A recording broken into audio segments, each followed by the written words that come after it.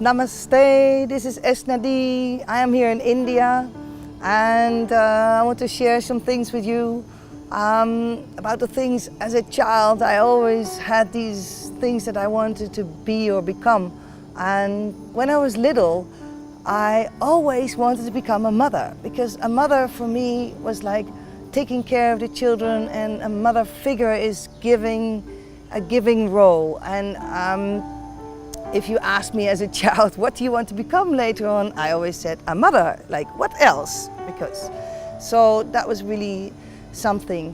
As a child, I really experienced the disharmony around me, everywhere around me in the world, and it was not easy for me to be around the disharmony. So what I did was a lot of playing with the dolls. I really created my own world of the dolls that were having fun, and they were all living together and they were living in peace and harmony. So that peace and harmony fact has always been with me. So the fantasy was very high in creating a new world and creating a new way of living where people would be happy, and we would have horses and animals, and we would have good food and fun. And of course that was my wish, and I did not experience that in the world everywhere, the harmony. So I could really feel like my job is to find harmony, or to bring harmony, peace, love and harmony into the world already when I was a small child.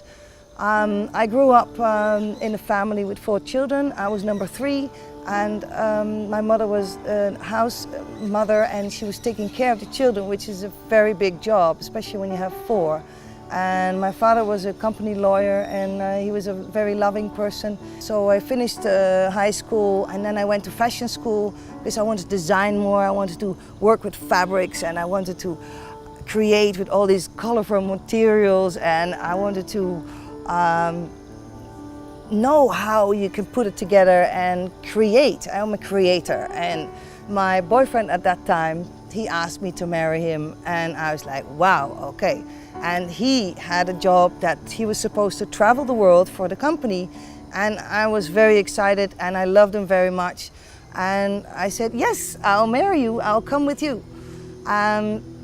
So that was something that was really important for me. I really love the adventure, and I love to get to know different cultures, and I could feel in those countries also how it worked, how this harmony could be felt or not felt. And first we went to live in Scotland, and Scotland was just close to Holland, so I was getting used to new culture and a new way of speaking English and different habits, and so that was kind of easy to get used to it, and you were still close to the family. So the next country was America, which was totally different. We lived in California, and we also traveled a lot. From every place that we lived, we also traveled around in those places. So we really got to know the world really well.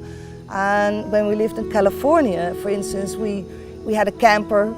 We would drive with that camper all the way to Canada. It's like a few days driving, and we would see all the states around us.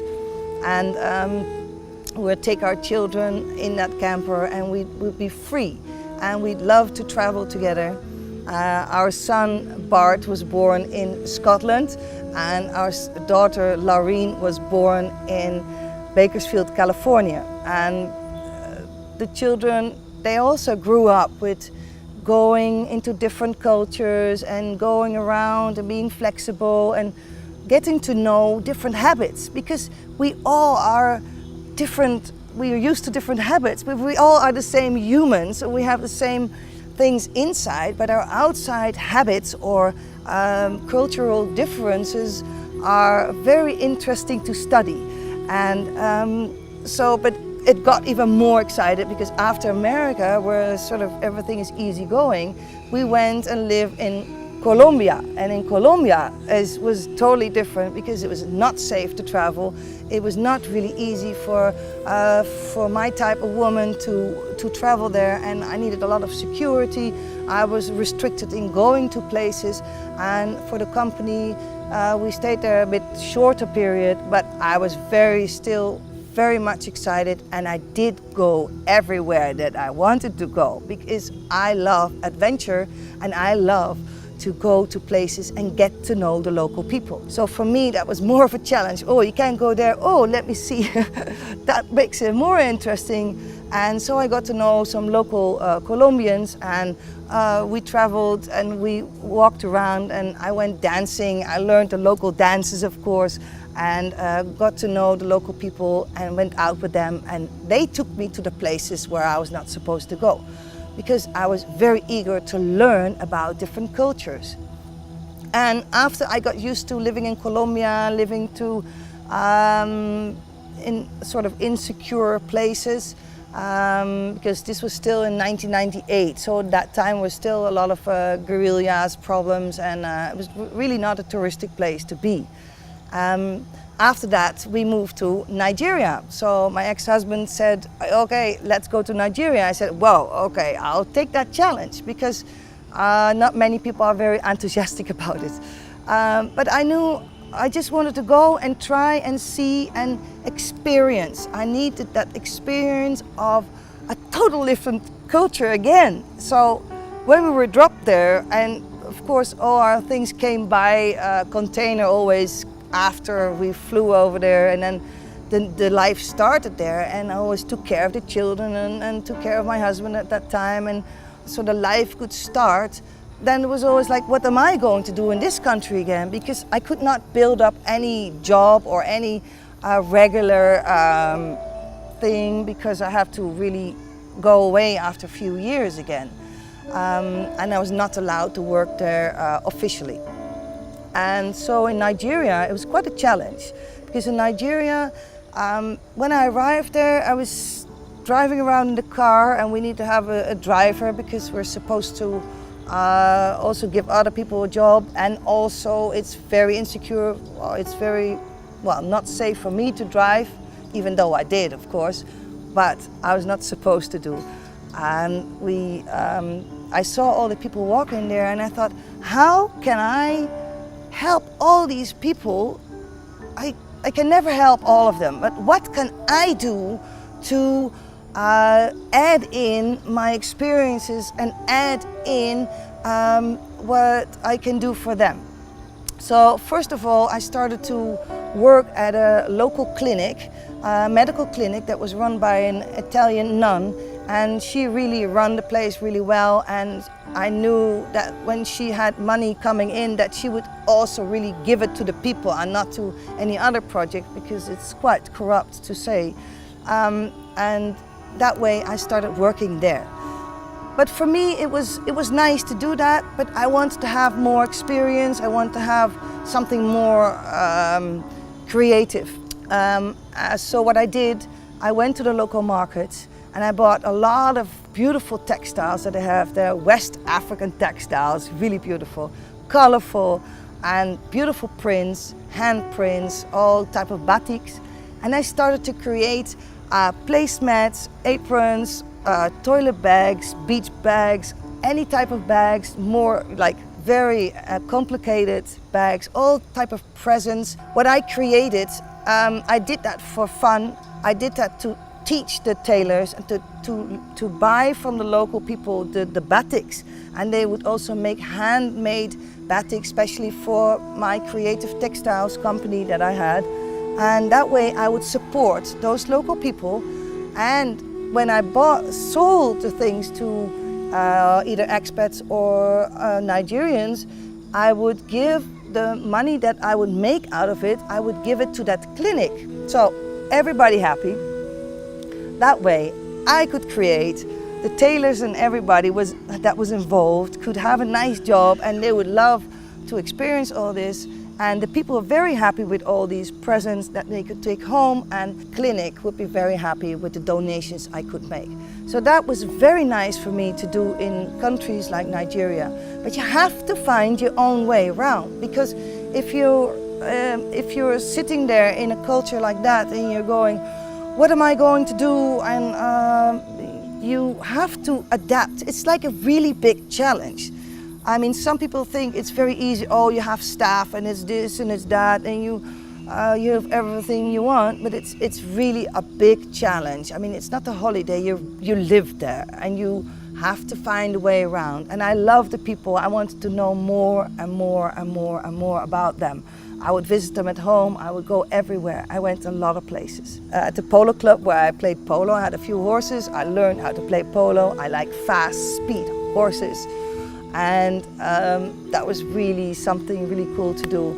In that way, I would also learn how the culture with the male Nigerians that were, how's it work? Because you had these classes, lower classes and upper classes, and like nothing in between. So that way I could learn a lot from their class, and I could just be involved in that.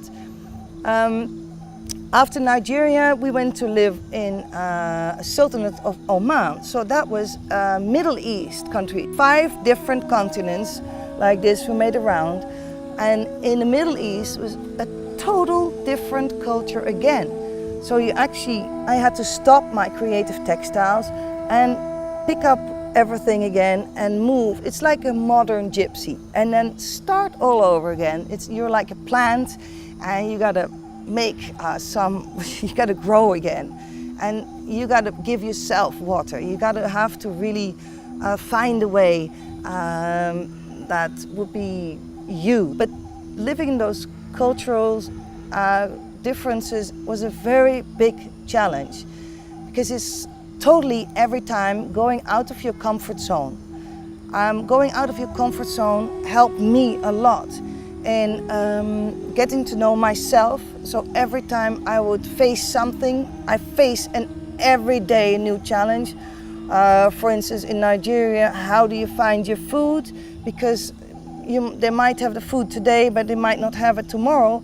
And the other thing is, getting into the car to get there might take a few hours. So every day is a challenge. I always said, oh, I want 5 things to do today. I really should get into action to that. If I had done 1, I'd be very happy already. So then you have to be motivated. You have to be enthusiastic. You have to be, if there's a power cut, there's a power cut. Then you live candlelight. So you got to be flexible totally. So I learned a lot from all this, to be flexible, and that helped me a lot in my spiritual path, also my spiritual awakening, because you face your own mirror all the time. All the time you're faced with, okay, am I in a negative mood because I don't have power today, and what is this irritation? What is it telling me? So every time I was challenged, I was very much challenged by all these cultural differences. And this is what I want to share with you, is that every time you get out of your comfort zone and you get to see what is the challenge here. I'm trying to challenge you to not think about problems, because actually there are no problems. There's only things that mirror you. And when you get mirrored to something, then it's, what is it saying? What is this lesson trying to tell me? What am I learning here? Okay, I got really upset about something because there's no power and I cannot do this and this and that. And so you have to be flexible and say, okay, then today there's no power. And so the more and more you face these kind of things, you will become more flexible. This really helped me with my spiritual awakening also to become more and more flexible and knowledgeable about different cultures, because we are really one and the same race. We are all human beings. And it was for me very special to have a look at all the different components, all the different, let's say, belief systems, because it's all belief systems, and how they treat each other, how did they treat me as a woman in different cultures, and how did I adapt? I mean, in the Middle East, I would really cover my arms and I would cover my knees, because I wanted to adapt in cultural things that are respectful and being flexible. I think the whole world can learn from this, because we should be a little bit more flexible towards each other's way of living. And and that can be done by love. So love is a very big component. With our heart, we can truly love each other the way we are, and we are all loving persons. We were just not used to each other's habits, and this is what I want to share with you. My experience from living around the world. It took me 15 and a half years. I went around the world, and it was a life experience, and that way I really know we are all the same. Thank you very much. Namaste.